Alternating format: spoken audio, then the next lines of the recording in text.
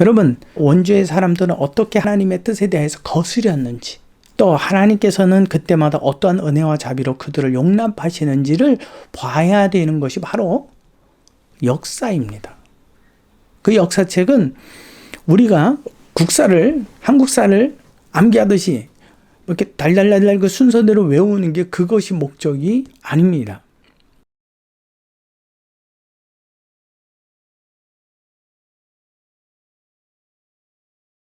네, 안녕하십니까. 여기는 들불교회에서 진행을 합니다. 오늘 성경책 전체 흐름 이해하기 세 번째 시간입니다.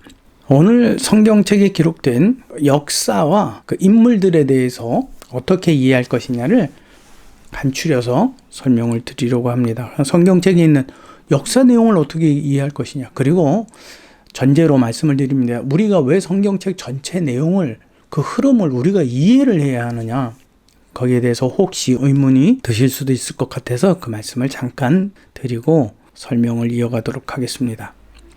여러분, 우리는 하나님은 살아계시고 우리의 기도에 응답하시고 반응하시는 분입니다.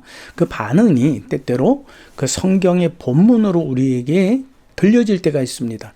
기도하는 가운데 그 말씀 내용이 내 안에서 들려지기도 하고 떠오르기도 하고, 또 갑작스러운, 이미 기도는 했는데 거기에 대한 몇 날의 시간이 지나고 갑작스럽게 떠오르는 어떤 찬양 혹은 그 성경 본문이 여러분 있다고 생각을 할 때에, 예를 들을 때에 그 말씀이 성경 어디에 있고 그 말씀을 내가 어떻게 이해를 해야 되느냐.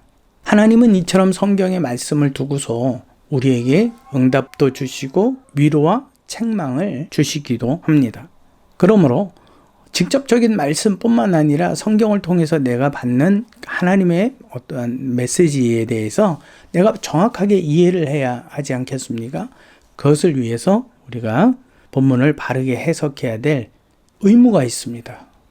그러려면 성경 이 66권 전체 흐름에 대해서 이해를 해야지, 부분적으로 이해를 하고 그 부분을 전체로 해석을 하면 안 된다라는 겁니다. 전체 흐름을 가지고서 부분을 이해하고 해석해야 옳다는 겁니다. 그러므로 이러한 전체 내용에 대한 그 흐름들을 이해하기 위해서는 최소한 성경 통독 몇 번이요? 5번에서 7번은 여러분들이 계속 해야 되는 겁니다. 그래서 전체 흐름을 이해하고 그 다음에 단락단락 본문을 가지고 내가 깊이 공부를 하면서 전체 내용에서 이것을 어떻게 이해할 것인가, 이러한 학습도 여러분들 반드시 필요합니다.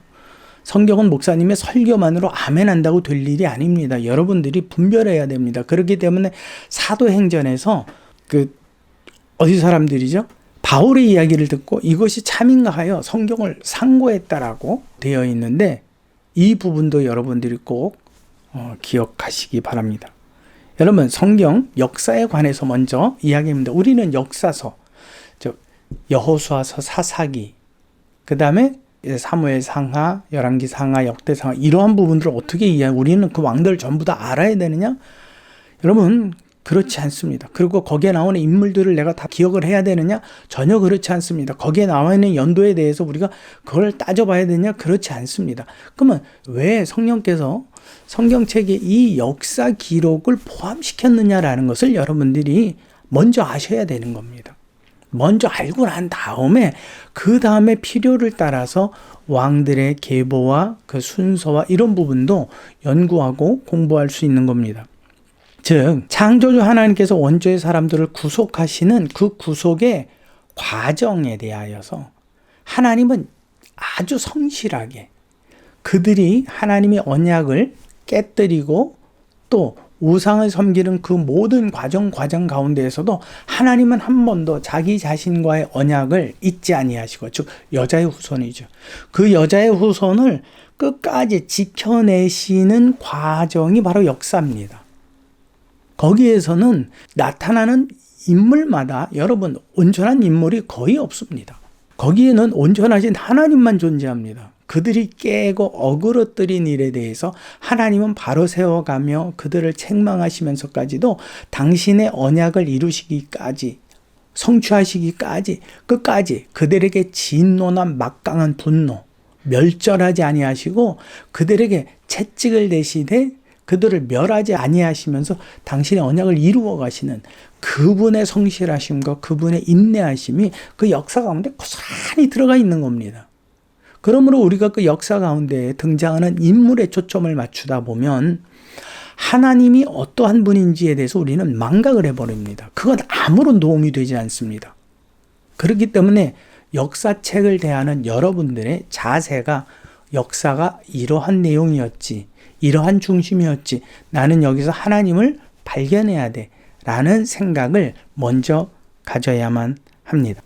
유대인의 역사가 기록되어 있는 것은 유대인뿐만 아니라 이방인 모두가 다 똑같다라는 겁니다. 하나님의 법대로, 하나님의 뜻대로 움직이는 사람이 없습니다.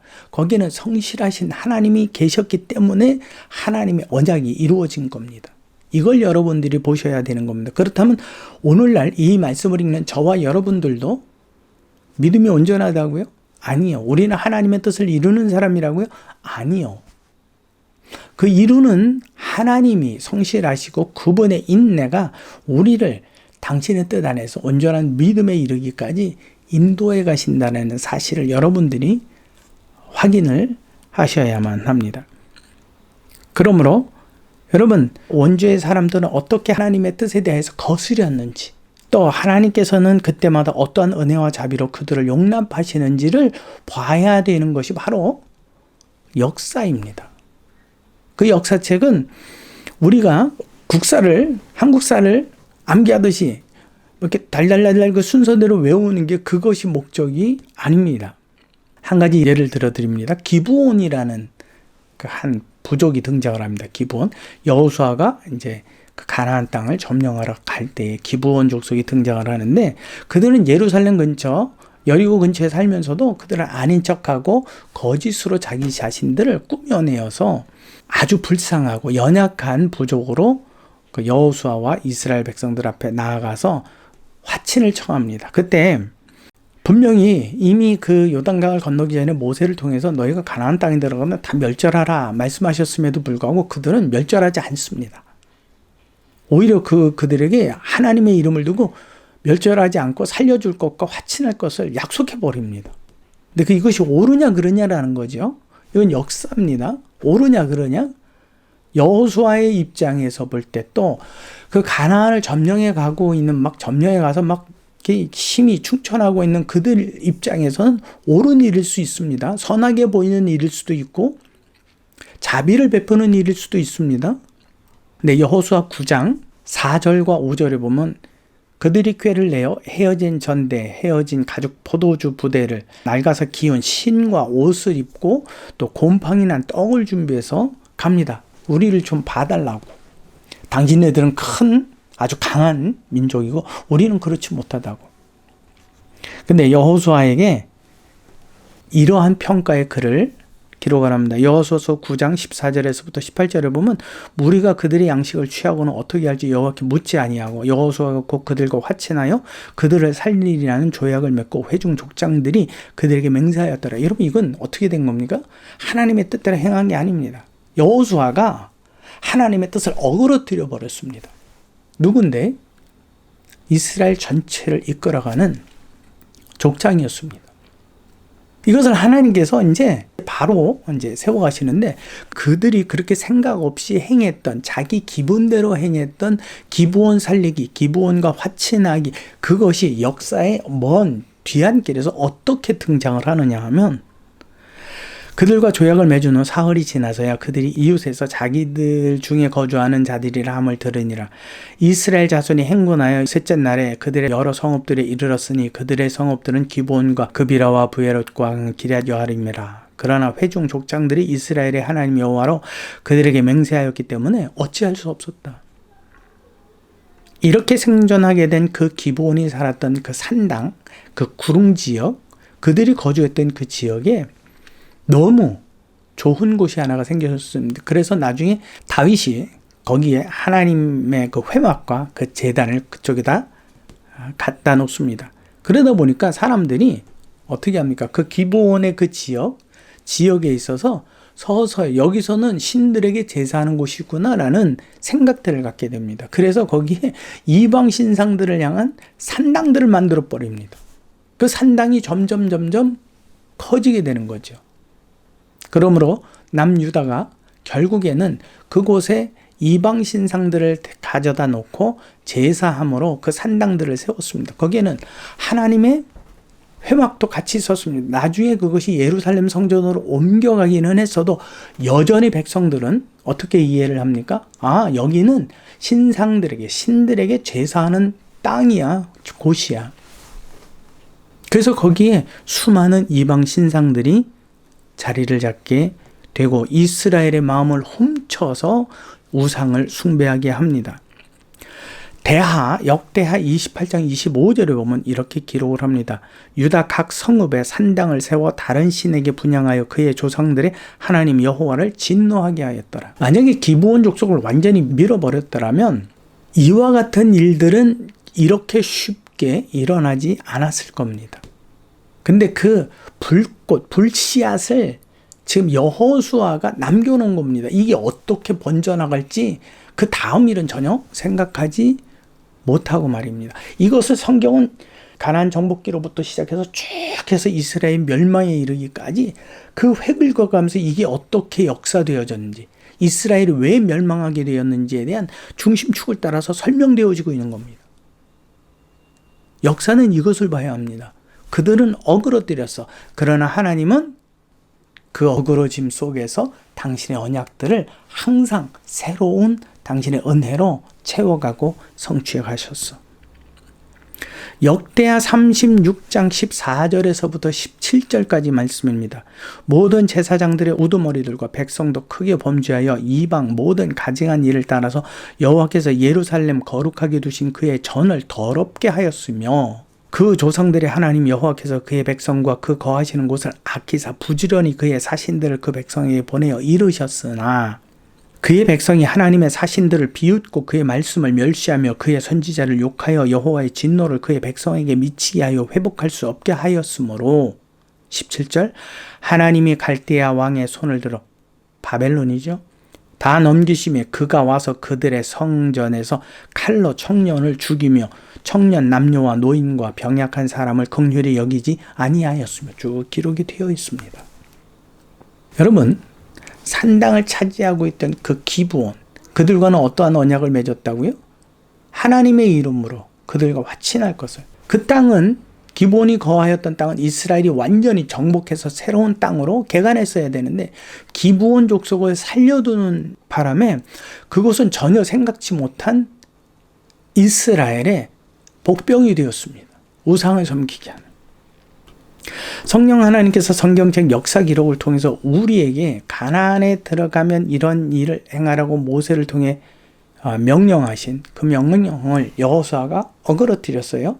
그 어그러뜨림 속에 하나님은 이걸 어떻게 바로잡아 가시는지 그 과정이 낱낱이 기록이 되어 있습니다. 여러분은 그걸 보셔야 되는 겁니다. 여러분, 창세기 1장도 마찬가지입니다. 성경이 기록된 원인이 뭐라고요? 출발점이 창세기 1장이 아니라 3장입니다. 원죄를 저질렀기 때문에, 하나님의 명령을 거스렸기 때문에 그로부터 시작이 된 겁니다. 그래서 성경책이 필요하게 된 겁니다. 우리에게. 그러므로 창세기 1장에 대해서 우리는 하나님의 그 역사의 시작, 첫째 날, 둘째 날, 셋째 날, 일곱째 날, 우리는 거기에 큰 의미를 두고 열심히 그걸 외웁니다. 그건 큰 의미가 없습니다. 왜요? 첫째 날도 둘째 날도 일곱째 날도 다 누가 창조하신 거죠? 하나님이 창조하신 거예요. 하나님이 창조주라고 하는 것을 선언한 것이 1장입니다. 그러므로 첫째 날, 둘째 날, 셋째 날은 거의 의미가 없습니다. 그러한 하나님의 명령을 누가 어겼다고요? 아담과 하와가 어겼다라는 것. 그래서 인류에게 성경책이 필요해졌고 하나님께서는 자기 아들을 희생하는 그 희생의 역사가, 그 십자가 사건이 필요하게 되었다라는 걸 설명해 주는 겁니다.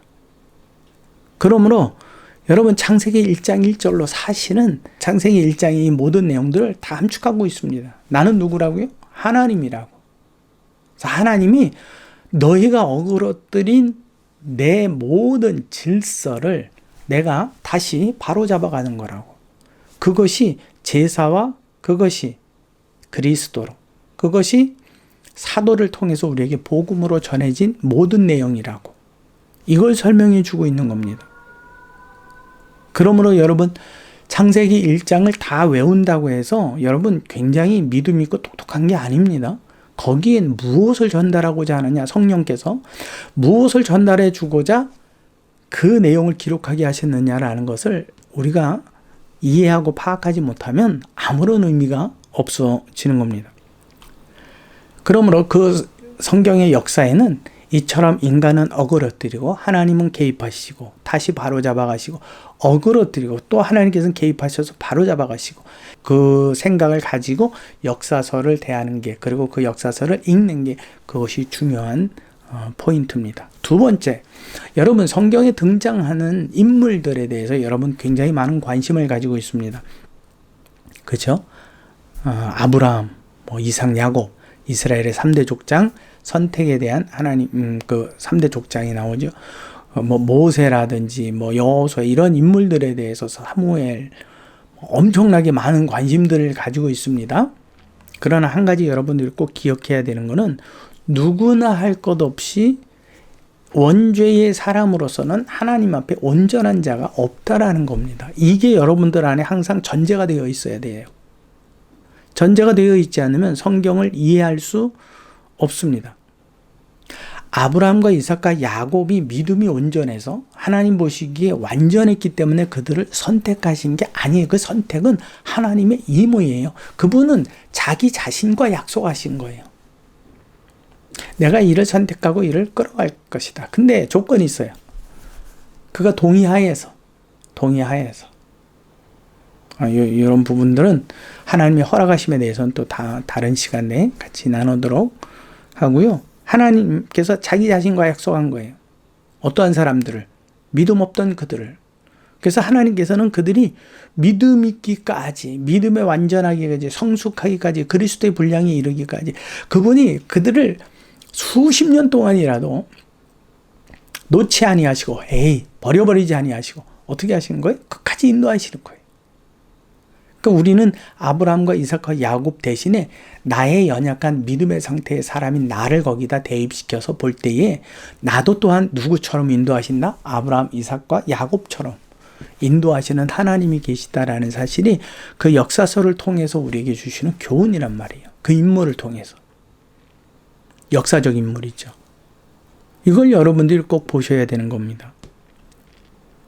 성경책에서는 이러한 내용들을 낱낱이 다 기록하지는 않습니다. 근데 앞뒤 정황의 내용들, 역사적 사건들, 사실들에 대해서 앞뒤 정황을 볼 때, 이것을 우리에게 주시고자 했고, 지금 우리가 아브라함과 이삭과 야곱 같은 존재, 그들을 그렇게 인도하셨듯이 우리를 이렇게 인도하시는구나. 이걸 여러분들이 배워야 되는 거예요.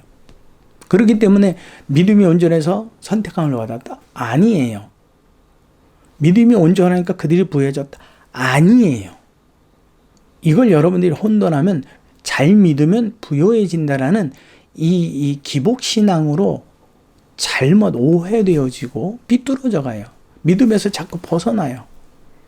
사단은 그런 사람들에게 더 이상 터치해 주지 않아요.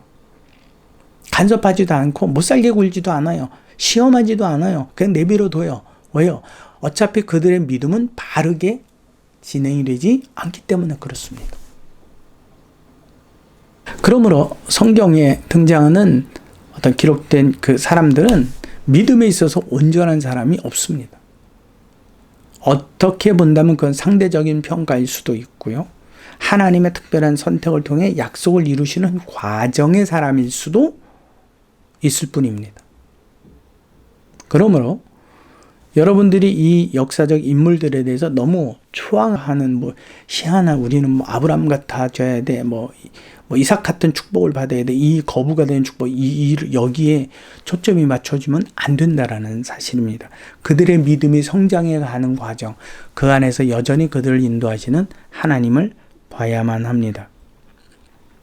그렇기 때문에 여러분들이 성경의 인물들을 볼 때에도 그들을 볼 게 아니라 그들을 인도하시는 하나님을 발견해야만 합니다. 그 세세의 사람들을 향한 하나님의 섭리, 그분의 개입이 또한 나를 향한 그분의 뜻이 되기 때문에 그렇습니다. 자, 오늘 나는 성경 전체 흐름 이해하기 세 번째 시간에서는 역사와 왕조, 또 왕들을 어떻게 이해할 것인가, 여기에 대해서 우리가 같이 나누었는데, 이것은 낱낱이 세세히 외우고 암기할 이유가 없다. 성경책에 등장하는 인물에 관해서도 마찬가지다. 그들의 믿음이 좋았기 때문에 결과가 어떻게 됐다가 아니라 그들을 사용하시고 그들을 선택하신, 그리고 그들을 끝까지 인도하시는 하나님의 어떠하심을 그 인물들의 일들, 그 인물들의 역사 속에서 우리는 발견해야 된다. 그래서 성경에서는 이스라엘의 역사와 개인의 역사, 이 통틀어서 하나님께서는 이들을 통해서 하나님의 어떠한 일들을 성취해 가셨는가, 완전하게 성취해 가셨는가, 이걸 여러분들이 보셔야 하는 것이지, 그거를 순서대로 역대 왕조, 북조, 남조, 그래서 왕의 순서대로 몇 년 통치, 이걸 외울 이유는 전혀 없는 겁니다. 어떤 왕은 잘했고 어떤 왕은 못했고, 물론 그것을 판단할 수 있습니다, 단편적으로는. 그러나 그때마다 하나님께서 어떻게 그들 가운데 개입하셨느냐, 그걸 봐야만 합니다. 그래서 이러한 흐름들을 대략적으로라도 특정 본문을 설정해서 그 본문에 대한 좀 깊이 있는 내용을 공부하고 나누려면 이러한 전체 흐름들이 필요하다라는 거예요. 흐름. 그 흐름에 대해서 몇 번이요? 최소한 5번에서 7번은 내가 통독을 계속해 나가야 돼요. 그러니까 처음부터 몇 장 몇 절부터 이거를 내가 공부해야지, 그런다고 성경을 이해하거나 공부할 수 없는 겁니다. 먼저 이것을 가지고 여러분 성경 통독을 하십시오. 그리고 그 여러분 각각 개인의 믿음 생활에서 그 말씀들이 내 안에서 되새김되어지고 또 기억이 되고 떠오르고, 또 이러한 말씀을 내가 외부로부터 들려줬을 때 여러분들이 바른 분별과 판단 속에서 하나님의 메시지에 대한 정확한 이해를 가지고 내 삶을 하나님 안에 인도해 가야 되는 거예요. 그래서 모든 내 삶의 정답은 어디에 있습니까? 성경책 내용 안에 있습니다. 근데 그 성경책 내용을 우리가 잘못 이해하고 있다면 어떻게 되는 거예요?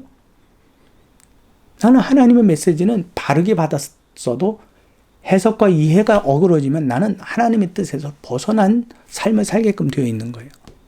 그러니까 여러분 절대 여러분들의 이 통독의 습관이 어마무시하게 중요하다라는 사실을 여러분들이 꼭 기억하시기 바랍니다. 더 자세한 내용은 낱낱이 다 드리지 못하지만 때때로 이제 들풀교회 성경 강해와 또 성경 공부를 통해서 DPBS를 통해서 이 내용들을 여러분들이 계속해서 전하도록 하겠습니다. 어려운 내용이었는데 끝까지 들어주셔서 감사드립니다. 수고하셨습니다.